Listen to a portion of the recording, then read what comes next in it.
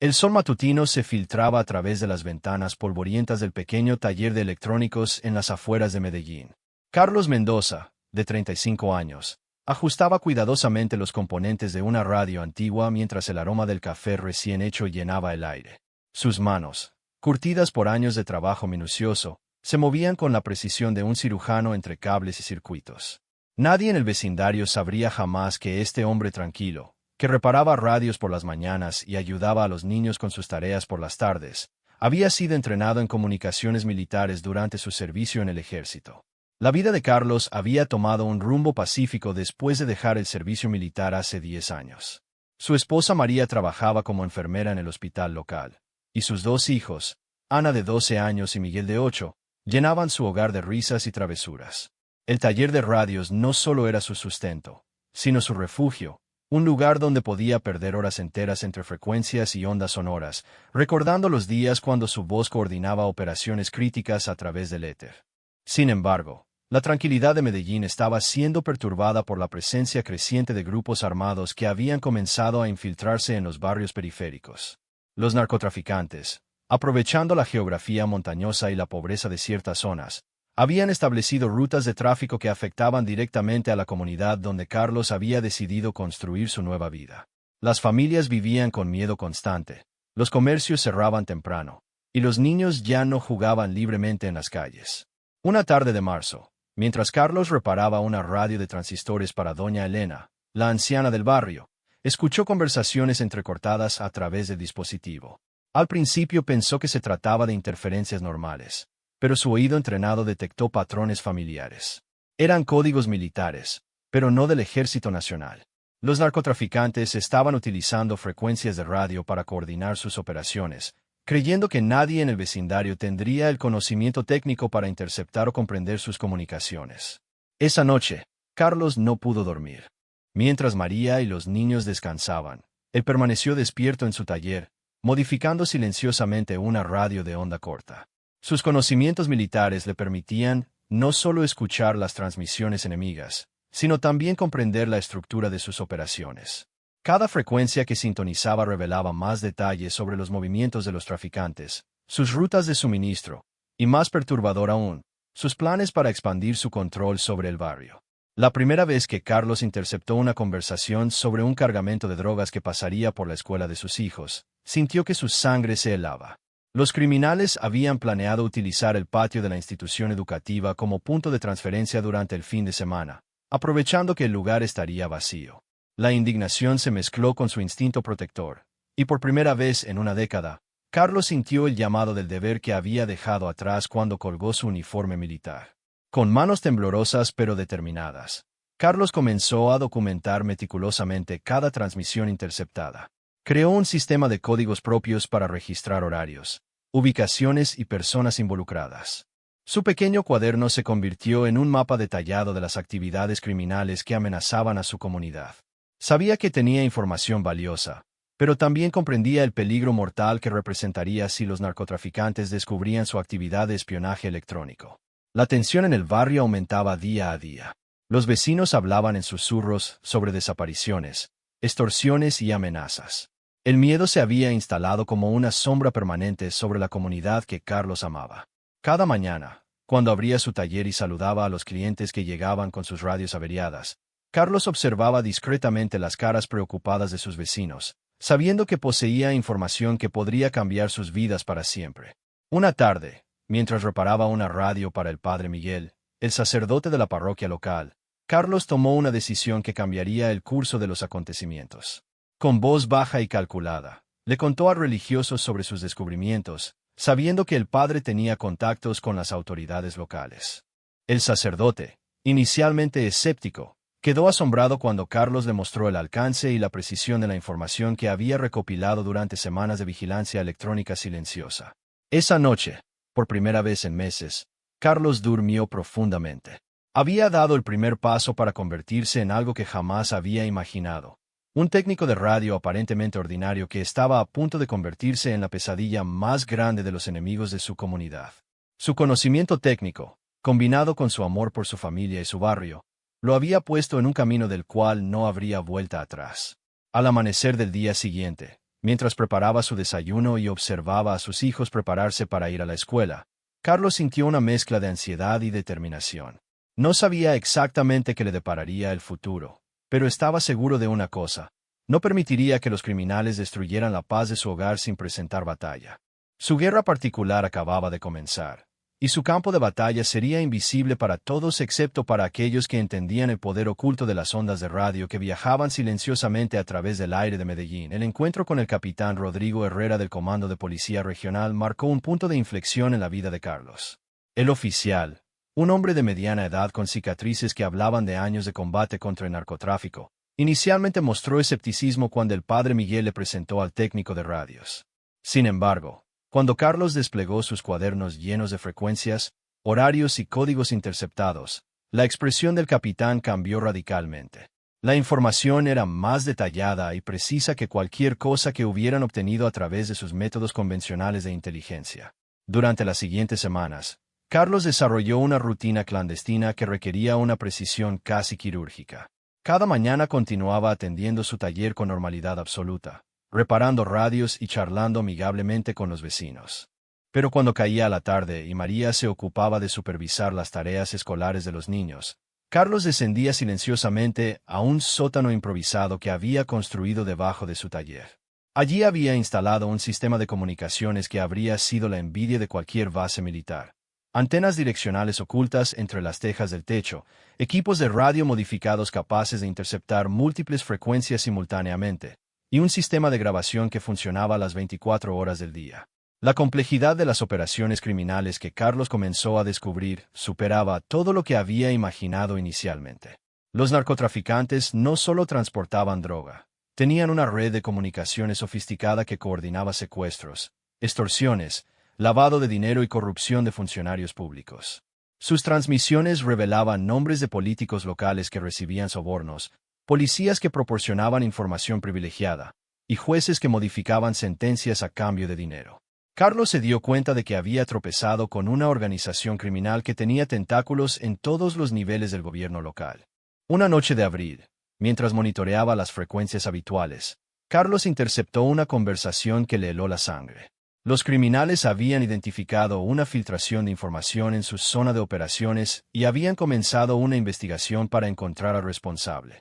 Mencionaron específicamente el barrio donde vivía Carlos y hablaron de realizar limpiezas preventivas para eliminar cualquier amenaza potencial. El técnico comprendió inmediatamente que su actividad de espionaje había sido detectada, aunque los criminales aún no conocían su identidad específica. La presión sobre Carlos se intensificó cuando comenzó a notar cambios sutiles, pero preocupantes en su entorno cotidiano. Vehículos desconocidos aparecían frecuentemente cerca de su taller. Hombres con teléfonos celulares se paraban en esquinas cercanas aparentando hacer llamadas mientras observaban su negocio, y algunos de sus clientes habituales dejaron de aparecer sin explicación alguna. María, aunque no conocía los detalles de las actividades nocturnas de su esposo, comenzó a notar su nerviosismo creciente y sus periodos de insomnio prolongados. Para complicar la situación, Carlos descubrió que algunos miembros de la policía local estaban comprometidos con los narcotraficantes.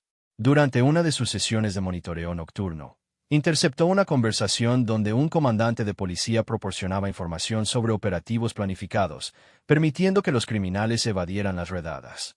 Esta revelación lo obligó a ser extremadamente selectivo sobre con quién compartía la información interceptada, confiando únicamente en el capitán Herrera y un círculo muy reducido de oficiales que habían sido verificados exhaustivamente.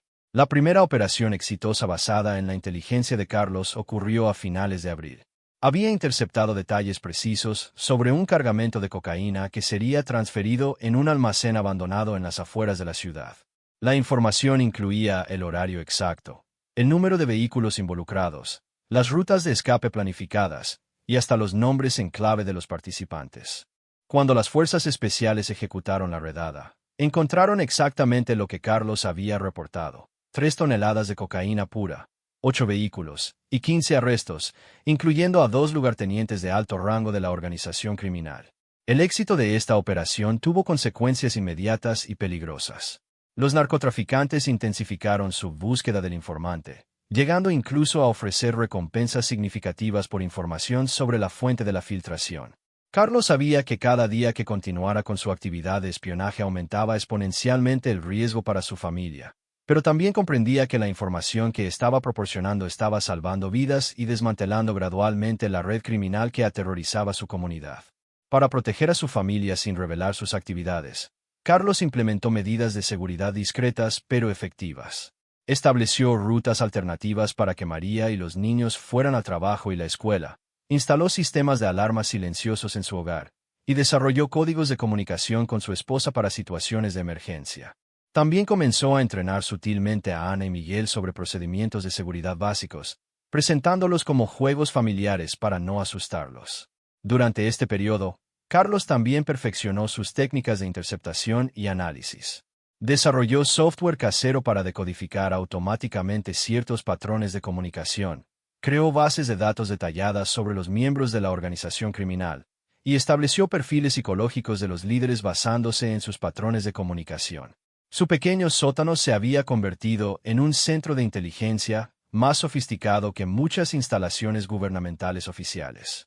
Sin embargo, el costo emocional de vivir esta doble vida comenzaba a hacer mella en Carlos. Los constantes estados de alerta, la necesidad de mantener una fachada normal mientras procesaba información sobre violencia y corrupción, y el peso de saber que un error podría costar la vida de su familia, lo estaban llevando al límite de su resistencia psicológica. Algunas noches, después de horas de escuchar conversaciones sobre asesinatos y torturas, Carlos se quedaba inmóvil en la oscuridad de su sótano, luchando contra el impulso de destruir todo su equipo y huir con su familia a un lugar donde pudieran comenzar de nuevo. Pero cada mañana, cuando veía las caras de esperanza de sus vecinos, cuando escuchaba a los niños riendo en el parque otra vez, cuando observaba que los comerciantes mantenían sus negocios abiertos hasta más tarde, Carlos encontraba la motivación para continuar. Se había convertido en el guardián invisible de su comunidad, el técnico de radio que durante el día reparaba aparatos domésticos y durante la noche libraba una guerra silenciosa contra las fuerzas que amenazaban con destruir todo lo que él amaba.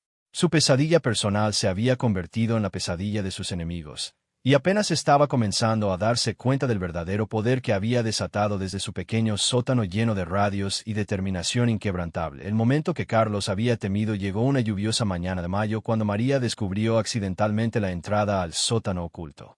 Había bajado a buscar herramientas para reparar una tubería cuando notó inconsistencias en las medidas del espacio disponible. Su formación como enfermera la había entrenado para observar detalles que otros podrían pasar por alto, y después de una inspección cuidadosa, encontró la entrada disimulada detrás de una estantería móvil. Lo que vio la dejó sin palabras. Su esposo, el tranquilo técnico de radios, estaba sentado rodeado de equipos de comunicación militar, monitoreando múltiples conversaciones criminales mientras tomaba notas en códigos que ella no podía comprender. La confrontación entre Carlos y María esa noche fue uno de los momentos más difíciles en sus 15 años de matrimonio. Las lágrimas se mezclaron con gritos de frustración mientras María comprendía gradualmente la magnitud de los riesgos que su esposo había estado asumiendo sin su conocimiento. Carlos, liberado finalmente del peso de mantener el secreto, le contó todo: las interceptaciones, su colaboración con la policía, los éxitos operacionales, y más aterrador aún, las amenazas crecientes contra cualquiera que estuviera proporcionando información a las autoridades. María oscilaba entre el orgullo por la valentía de su esposo y el terror absoluto por la seguridad de su familia. Después de horas de conversación emocional, María tomó una decisión que sorprendió a Carlos. En lugar de exigir que abandonara sus actividades, propuso convertirse en su socia completa. Su experiencia como enfermera la había familiarizado con situaciones de crisis y toma de decisiones bajo presión extrema. Además, su horario de trabajo en el hospital le proporcionaría una cobertura perfecta para actividades que requirieran movimiento durante el día. Carlos inicialmente se resistió, pero gradualmente comprendió que la participación de María no solo fortalecería sus operaciones, sino que también podría proporcionarles mayor seguridad al tener dos personas vigilando constantemente por amenazas potenciales. La transformación de María de enfermera a colaboradora de inteligencia fue notable.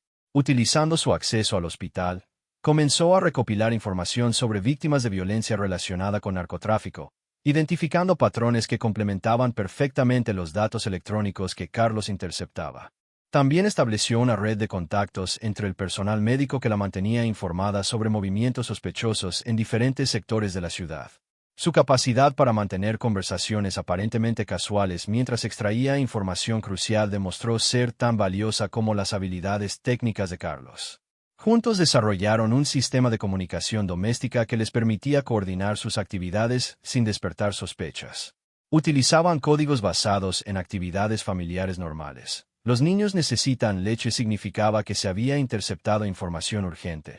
La lavadora está descompuesta indicaba que había movimientos sospechosos cerca de la casa, y cenaremos en casa de tu madre. Era la señal para implementar el plan de evacuación de emergencia que habían diseñado meticulosamente. El primer gran golpe conjunto de Carlos y María llegó cuando interceptaron información sobre una operación de lavado de dinero que utilizaba el hospital como punto de transferencia. Algunos empleados corruptos estaban facilitando la limpieza de dinero de narcotráfico a través de facturas médicas falsas y equipos inexistentes. María pudo infiltrarse en esta red desde adentro, proporcionando evidencia documental que complementaba las comunicaciones interceptadas por Carlos. La operación policial resultante no solo desmanteló el esquema de lavado, sino que también eliminó la corrupción dentro del hospital, haciendo que el lugar de trabajo de María fuera considerablemente más seguro. Sin embargo, este éxito tuvo consecuencias imprevistas. Los narcotraficantes, frustrados por la serie de golpes exitosos a sus operaciones, comenzaron a implementar tácticas más agresivas para identificar a sus enemigos ocultos. Iniciaron una campaña de intimidación sistemática contra cualquier persona que pudiera tener acceso a información sensible, incluyendo técnicos de comunicaciones, empleados hospitalarios, conductores de transporte público, e incluso maestros de escuela que pudieran observar actividades sospechosas cerca de las instituciones educativas. El peligro se materializó de manera dramática cuando Ana, la hija de 12 años de Carlos, llegó a casa con un mensaje perturbador. Un hombre bien vestido se había acercado a ella después de clases, preguntándole sobre el trabajo de su padre y ofreciéndole dinero por información sobre las actividades nocturnas en su hogar. Ana, siguiendo las instrucciones de seguridad que sus padres le habían enseñado, había rechazado hablar con el extraño y había reportado inmediatamente el incidente. Carlos y María comprendieron instantáneamente que su cobertura había sido comprometida y que la organización criminal estaba cerrando el círculo alrededor de su familia. Esa noche, Carlos y María tomaron la decisión más difícil de sus vidas. Enviaron a Ana y Miguel a quedarse temporalmente con los abuelos en una ciudad distante, bajo el pretexto de que necesitaban concentrarse en expandir el negocio de reparación de radios. Los niños, aunque confundidos por la separación repentina, aceptaron la explicación sin cuestionar demasiado. Sin embargo, la partida de sus hijos dejó un vacío emocional devastador en Carlos y María, quienes ahora enfrentaban no solo el peligro físico, sino también el dolor de una familia dividida por circunstancias que habían elegido pero que ya no podían controlar fácilmente. Con sus hijos en seguridad, Carlos y María intensificaron sus operaciones de manera significativa. Sin las preocupaciones constantes sobre la seguridad inmediata de Ana y Miguel, pudieron tomar riesgos más calculados y expandir su red de información.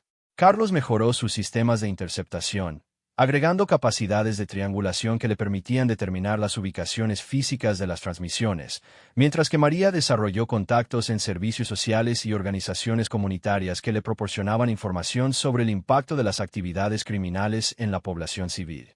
El trabajo conjunto de la pareja comenzó a producir resultados espectaculares.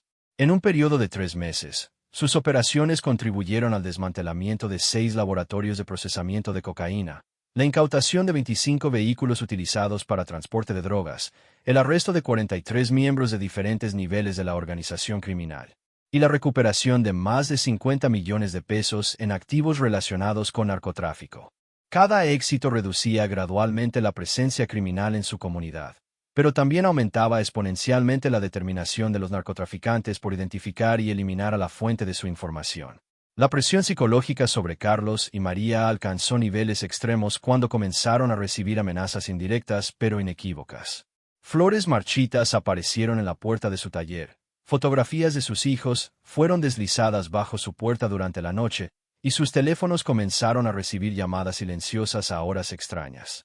A pesar del terror que sentían, ambos comprendían que detener sus actividades en ese momento no solo significaría desperdiciar todos los sacrificios realizados, sino que también permitiría que la organización criminal se reagrupara y posiblemente tomara represalias aún más severas contra su comunidad. Durante este periodo crítico, Carlos desarrolló una innovación técnica que cambiaría fundamentalmente la naturaleza de su guerra contra los narcotraficantes. Utilizando equipos militares obsoletos que había obtenido a través de contactos de su servicio anterior, logró no solo interceptar comunicaciones, sino también interferir activamente con ellas. Podía introducir ruido estático en momentos cruciales, retrasar transmisiones importantes, e incluso, en casos específicos, insertar información falsa en las comunicaciones criminales. El técnico de radio se había transformado de observador pasivo a combatiente activo en una guerra invisible que se libraba a través de las ondas electromagnéticas que surcaban silenciosamente el aire sobre Medellín. La guerra electrónica de Carlos alcanzó su punto culminante cuando logró algo que las autoridades habían considerado imposible: identificar y localizar al líder supremo de la organización criminal conocido únicamente como el Patrón. Durante meses de paciente análisis de patrones de comunicación, Carlos había notado que ciertas transmisiones tenían características técnicas únicas, una frecuencia específica utilizada solo para comunicaciones de alto nivel, códigos más sofisticados, y un patrón temporal que sugería una ubicación fija desde la cual se coordinaban todas las operaciones principales de la red criminal. Utilizando técnicas de triangulación que había perfeccionado durante semanas, Carlos logró determinar que las transmisiones del líder provenían de una finca fortificada en las montañas a 30 kilómetros de Medellín. Pero más importante aún, había conseguido decodificar el código personal que el patrón utilizaba para comunicarse con sus lugartenientes más cercanos. Esta información era tan valiosa y peligrosa que Carlos comprendió inmediatamente que proporcionársela a las autoridades cambiaría irrevocablemente su situación, o bien resultaría en la captura del criminal más buscado de la región, o desencadenaría una represalia que podría costarle la vida a él y a toda su familia. La noche en que Carlos decidió transmitir la ubicación del patrón al capitán Herrera marcó el momento más tenso de toda su campaña clandestina. Sabía que las autoridades tendrían apenas una ventana de oportunidad antes de que el líder criminal cambiara de ubicación, como había hecho regularmente durante años para evitar su captura. Más perturbador aún, Carlos había interceptado conversaciones que indicaban que el patrón había comenzado a sospechar que sus comunicaciones estaban siendo monitoreadas y había ordenado una investigación exhaustiva para identificar la fuente de filtración. La operación para capturar al patrón se llevó a cabo al amanecer de un domingo de junio. Carlos y María permanecieron en su sótano toda la noche, monitoreando las comunicaciones criminales mientras las fuerzas especiales se posicionaban alrededor de la finca montañosa. La tensión era palpable en cada transmisión interceptada. Los narcotraficantes sabían que algo estaba ocurriendo, pero no podían determinar exactamente qué. Cuando finalmente comenzó el asalto, Carlos escuchó en tiempo real el caos que se desató en las comunicaciones enemigas, gritos desesperados pidiendo refuerzos, órdenes contradictorias, y finalmente, el silencio absoluto que indicó que la operación había sido exitosa. La captura del patrón envió ondas de choque a través de toda la estructura criminal de la región. Sin embargo, también desató una cacería implacable contra quien había proporcionado la información que hizo posible su arresto. Los lugartenientes supervivientes, desesperados por mantener el control de la organización y demostrar su poder, ofrecieron recompensas astronómicas por la cabeza del informante. Carlos interceptó conversaciones donde se mencionaban sumas de dinero equivalentes a varios años de salario promedio, dirigidas específicamente a cualquiera que pudiera identificar la fuente de información que había llevado a la caída de su líder. Durante las semanas siguientes, la presión sobre Carlos y María se intensificó hasta niveles casi insoportables. Equipos de sicarios comenzaron a patrullar sistemáticamente el barrio, interrogando violentamente a cualquier persona que tuviera conocimientos técnicos o conexiones con comunicaciones. 3 técnicos de radio de barrios vecinos fueron secuestrados y torturados antes de ser liberados con advertencias explícitas sobre lo que le sucedería a quienes estuvieran traicionando a la familia. Carlos comprendió que era solo cuestión de tiempo antes de que la investigación criminal llegara hasta su puerta. La decisión final de Carlos y María fue simultáneamente heroica y devastadora. Sabiendo que su identidad sería descubierta eventualmente, decidieron implementar una última operación masiva que desmantelaría completamente los restos de la organización criminal antes de que pudieran reorganizarse bajo nuevos líderes. Durante 3 días consecutivos, trabajando prácticamente sin dormir, Carlos interceptó y decodificó todas las comunicaciones de la red criminal fragmentada, proporcionando a las autoridades una lista exhaustiva de ubicaciones, nombres, rutas de suministro, cuentas bancarias. y conexiones de corrupción que había estado recopilando meticulosamente durante más de un año. El resultado de esta información final fue la operación antidroga más exitosa en la historia de la región. En un periodo de 72 horas, las autoridades ejecutaron simultáneamente 120 redadas coordinadas que resultaron en 230 arrestos, la incautación de 12 toneladas de cocaína, la confiscación de 300 vehículos, el cierre de 25 laboratorios de procesamiento y la recuperación de activos por valor de más de 200 millones de pesos. La red criminal que había aterrorizado la región durante años fue completamente desmantelada en menos de una semana. Sin embargo, el precio de este triunfo fue inmediatamente aparente. Con la organización criminal destruida, los supervivientes concentraron toda su sed de venganza en identificar al responsable de su caída. Carlos sabía que habían agotado todas las medidas de seguridad posibles y que su ubicación sería descubierta pronto. La noche después de las redadas masivas, él y María empacaron lo esencial, destruyeron completamente su centro de operaciones clandestino y abandonaron para siempre el hogar donde habían construido su vida durante más de una década. El programa de protección de testigos los reubicó en una ciudad costera a 600 kilómetros de Medellín, donde Carlos estableció un nuevo taller de reparación de radios bajo una identidad completamente nueva. María encontró trabajo en un centro de salud comunitario, y después de 3 meses de separación desgarradora, Ana y Miguel se reunieron con sus padres en su nuevo hogar. Los niños, ahora conscientes de que sus padres habían estado involucrados en trabajo importante para ayudar a la policía, aceptaron los cambios con la resistencia notable que caracteriza a las familias que han aprendido a adaptarse a circunstancias extraordinarias. Años después, cuando la región donde habían vivido anteriormente se había transformado en una de las zonas más seguras y prósperas de Colombia, Carlos reflexionaba sobre los sacrificios y logros de su guerra invisible. Su pequeño taller costero se había convertido en un lugar de peregrinaje informal para veteranos militares que reconocían en él a alguien que había servido a su país de manera extraordinaria. Aunque nunca hablaba públicamente sobre sus actividades pasadas, Carlos sabía que había demostrado una verdad fundamental, que una persona ordinaria, armada con conocimiento técnico, determinación inquebrantable y amor por su comunidad, podía convertirse en la pesadilla más grande de aquellos que amenazaban la paz y la seguridad de los inocentes.